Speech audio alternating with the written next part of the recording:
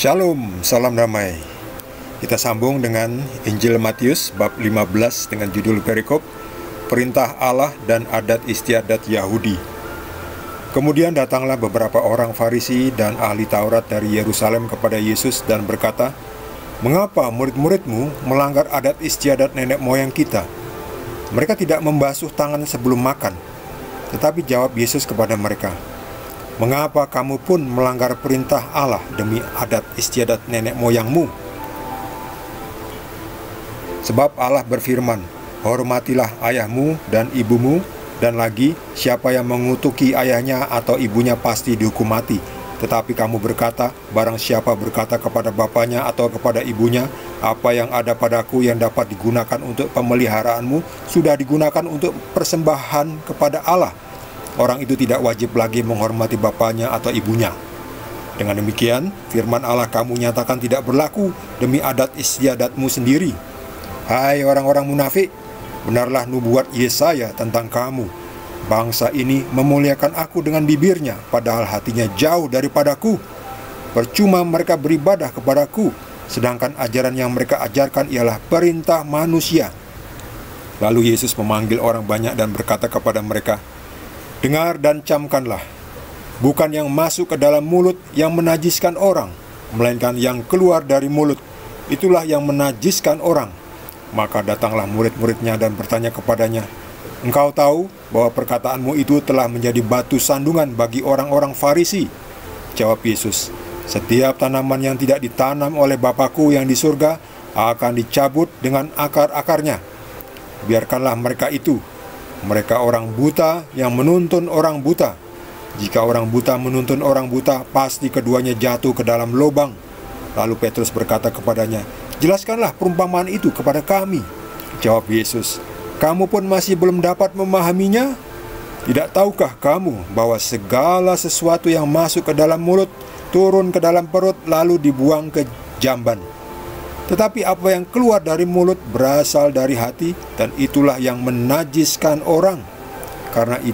Karena dari hati timbul segala pikiran jahat, pembunuhan, perzinahan, percabulan, pencurian, sumpah palsu, dan hujat. Itulah yang menajiskan orang. Tetapi makan dengan tangan yang tidak dibasuh tidak menajiskan orang." Demikianlah sabda Tuhan.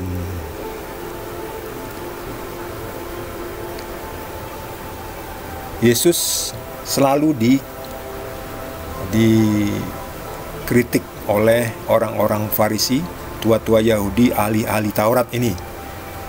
Pada suatu saat itu Yesus sedang duduk di pinggir sungai, sedang makan dengan murid-muridnya.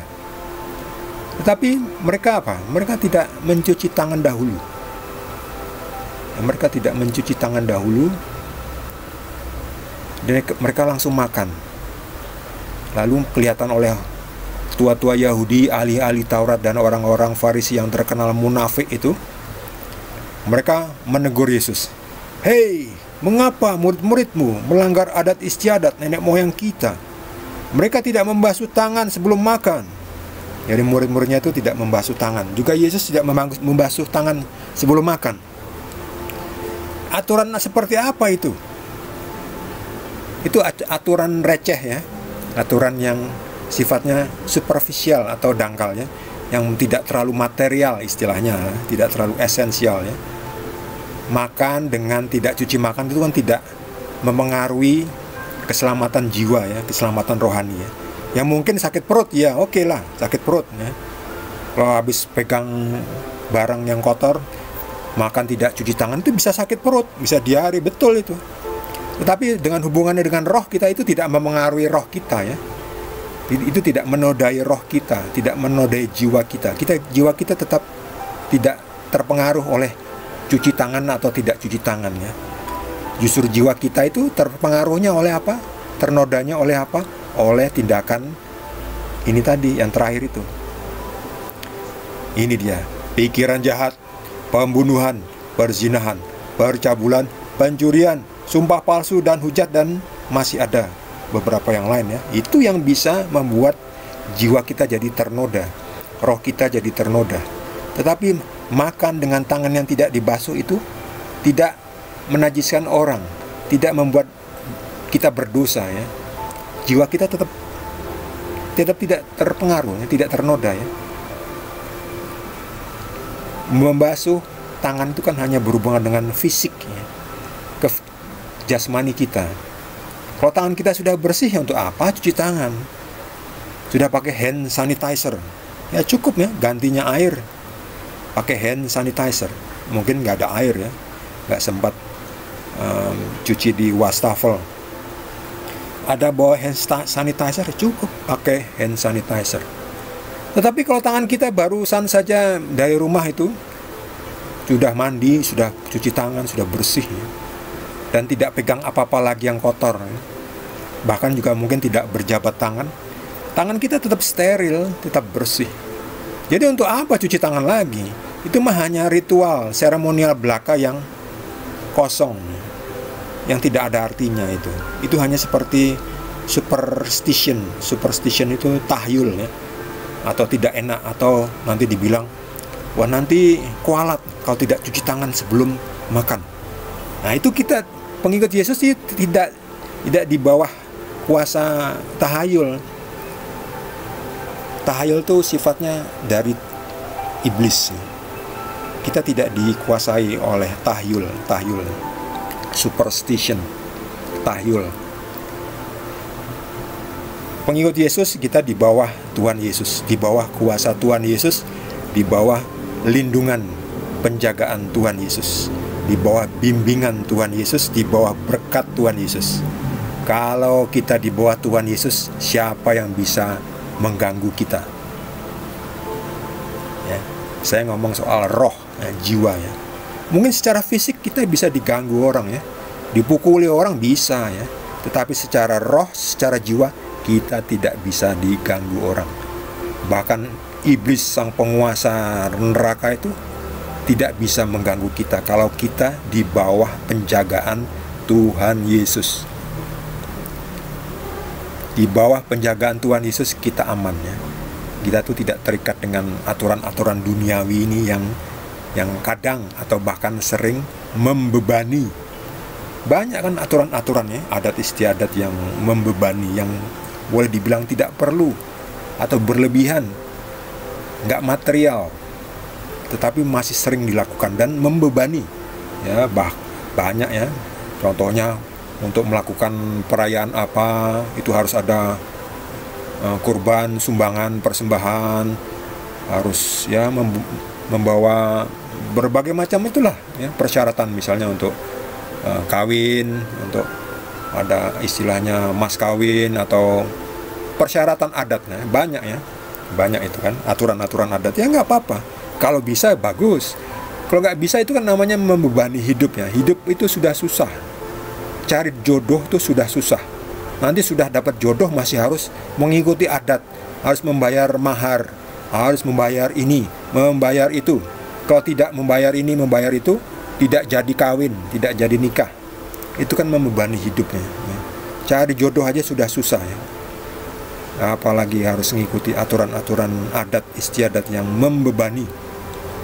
Bahkan juga harus perayaan ini, perayaan itu. Waduh ya, kalau punya uang nggak apa-apa, orang lain ikut senang, kita datang ikut ke pesta orang yang punya duit, kita ikut bersenang-senang ya.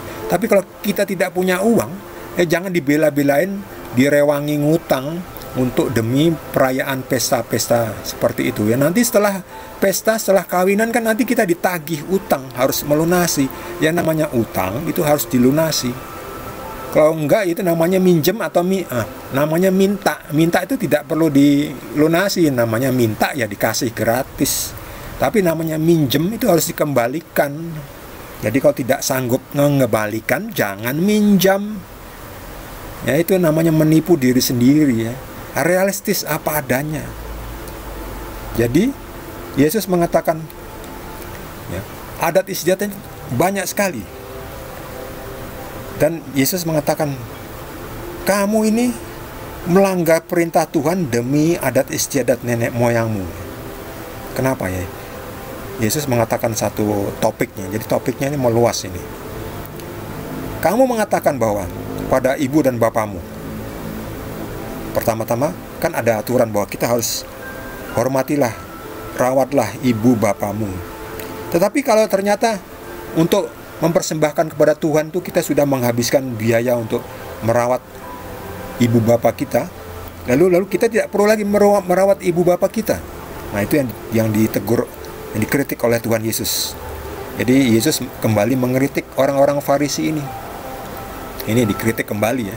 Mereka mengkritik Yesus mengenai hal-hal sepele yang masalah cuci tangan. Yesus mengembalikan mengenai perintah Tuhan untuk menghormati, untuk merawat ibu bapa. Tetapi orang Farisi mengatakan, apa yang ada padaku yang dapat digunakan untuk pemeliharaanmu sudah digunakan untuk persembahan kepada Tuhan. Lalu orang itu tidak wajib lagi menghormati bapak ibunya karena sudah memberikan persembahan kepada Tuhan. Nah, itu juga salah. Kepada Tuhan, orang tua juga salah satu untuk kepada Tuhan. Jadi kita tetap harus menghormati bapak ibu kita. Jangan terus alasan, saya sudah harus pergi ke misalnya ke gereja, saya sudah mempersembahkan sesuatu di gereja. Lalu orang tuanya di rumah butuh dirawat, butuh antarkan ke dokter misalnya, atau dibuatkan makanan khusus karena mungkin giginya ompong, tidak bisa makan makanan biasa, harus dibelikan makanan yang lembut, mungkin bubur. Jadi itu harus dilakukan sebagai wujud hormat, sebagai wujud mentaati firman Tuhan dengan cara menghormati bapak ibu kita. Jadi jangan, saya sudah memberikan persembahan ke gereja, lalu saya mengabaikan merawat orang tua saya. Itu salah, nggak bisa itu ya. Pertama-tama kita harus di sekeliling kita ini dulu juga ya. Karena merawat orang tua itu juga wujud hormat kita kepada Tuhan. Dengan merawat orang tua, dengan menghormati orang tua, bapak ibu kita, itu kita menghormati Bapa di surga. Jadi orang harus bijak nih, harus cerdas, harus pintar, harus tahu bagaimana membawa diri. Jangan hanya karena sudah mempersembahkan kepada Tuhan lalu nggak peduli dengan orang tua kita. Satu harus dilakukan, yang lain tidak boleh diabaikan ya. Tetap persembahan kepada Tuhan, tetap sesuai dengan kemampuan kita, dan juga melayani bapak ibu kita juga tetap. Jadi jangan terus dihilangkan ya. Jadi kata Yesus, satu harus dilakukan, yang lain tidak boleh diabaikan. Lihat ini, orang-orang Farisi selalu mengatakan, cuci tangan dulu sebelum makan, kalau nggak jadi najis. Tapi Yesus mengatakan, bukan yang masuk ke dalam mulut yang menajiskan orang, melainkan yang keluar dari mulut, itulah yang menajiskan orang. Jadi dengan kata lain, semua makanan itu halal, semua makanan itu baik, semua makanan itu suci. Ya tentu bukan makanan hasil curian ya. Kalau mencuri ayam, mencuri roti itu juga haram itu. Karena apa? Karena itu hasil curian, itu yang namanya haram. Jadi yang masuk apapun ya,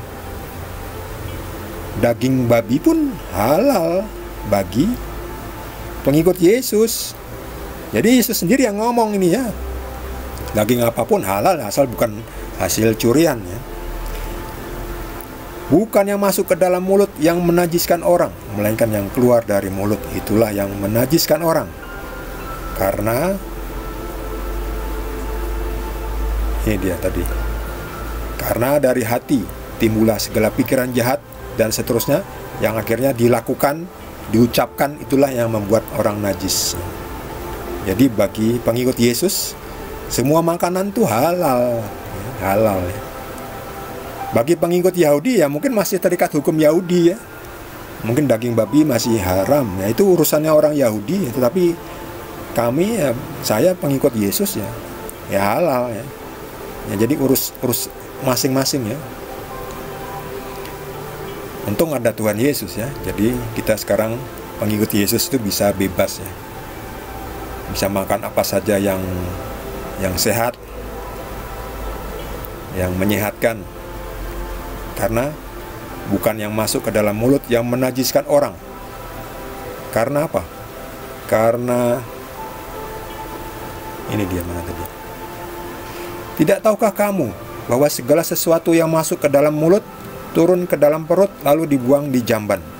Maksudnya ya apapun makanan kita ya nanti keluarnya juga di kamar mandi ya, di toiletnya. Ya tahulah seperti itulah ya. Bentuknya sama semua ya. Itu jadi nggak masalah ya. Apapun ya. Apapun makanannya ya keluar di jamban. Tetapi apa yang keluar dari mulut itu berasal dari hati, dan itulah yang bisa menajiskan orang. Lalu Yesus juga mengatakan, "Hai orang-orang munafik, benarlah nubuat Yesaya tentang kamu. Bangsa ini memuliakan aku dengan bibirnya, padahal hatinya jauh daripadaku." Ya, jadi Yesus mengacu kepada orang-orang ahli-ahli Taurat dan orang-orang Farisi, tua-tua Yahudi ini sebagai orang yang munafik. Kenapa? Karena mereka itu nampak suci. Ini orang-orang ini nampak suci di luar. Ya, lihat ini pakaiannya seperti orang suci kan? Sangat agamis ya. Jadi suci. Tetapi mereka ini munafik. Mereka hanya memuliakan Tuhan dengan bibirnya. Jadi seperti ritual belaka, seperti seremonial belaka. Intinya, esensinya dari ajaran agama itu mereka nggak tahu, nggak paham. Percuma mereka beribadah kepadaku, sedangkan ajaran yang mereka ajarkan ialah perintah manusia. Lihat itu. Masa Tuhan sampai ngatur cuci tangan sebelum makan? Ya bisa juga, tapi kan itu istilahnya itu tambahan manusia ya. Ya entahlah ya. Jadi intinya itu harus diketahui. Kalau yang kecil-kecil itu misalnya harus pakai baju warna apa, bentuknya seperti apa. Ya ada juga sebetulnya di hukum Taurat ya, macam-macam itu sangat detail ya. Tetapi untunglah ada Tuhan Yesus. Tuhan Yesus itu menyempurnakan hukum. Yesus menawarkan hukum yang baru, yaitu kasihilah sesamamu manusia seperti dirimu sendiri. Itu jadi lebih baik lagi ya. Yang sebelumnya kan sangat detail dan istilahnya itu membebani ya. Jadi untunglah ada Tuhan Yesus. Jadi pengikut Tuhan Yesus itu enak ya. Kita itu diberikan panduan, bimbingan oleh Roh Kudus langsung. Jadi kita tahu mana yang benar, mana yang tidak benar,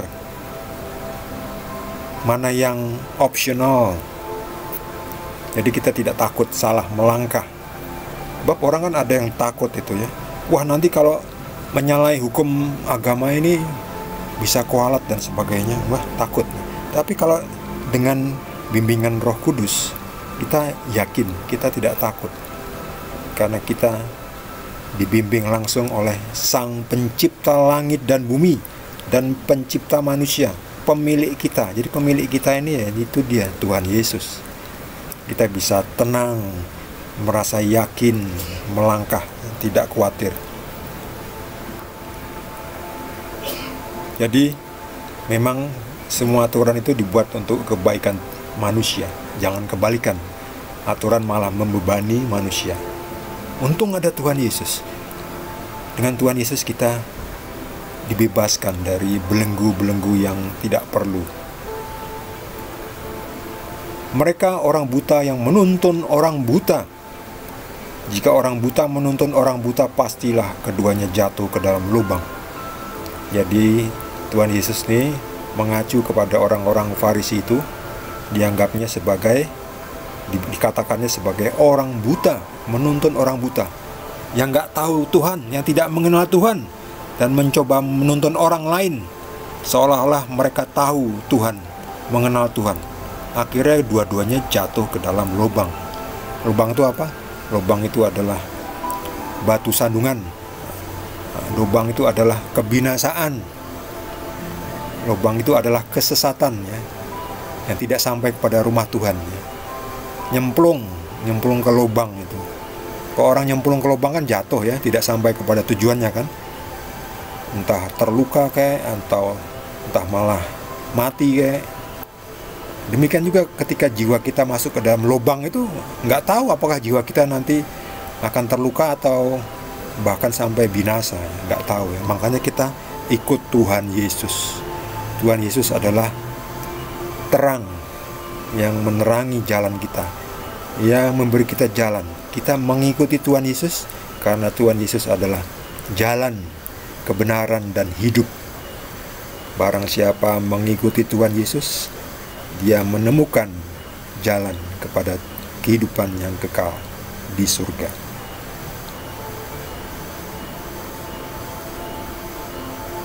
Bagi saudara yang mendapatkan tambahan pencerahan dari Tuhan Yesus, boleh juga berbagi dengan kita semua.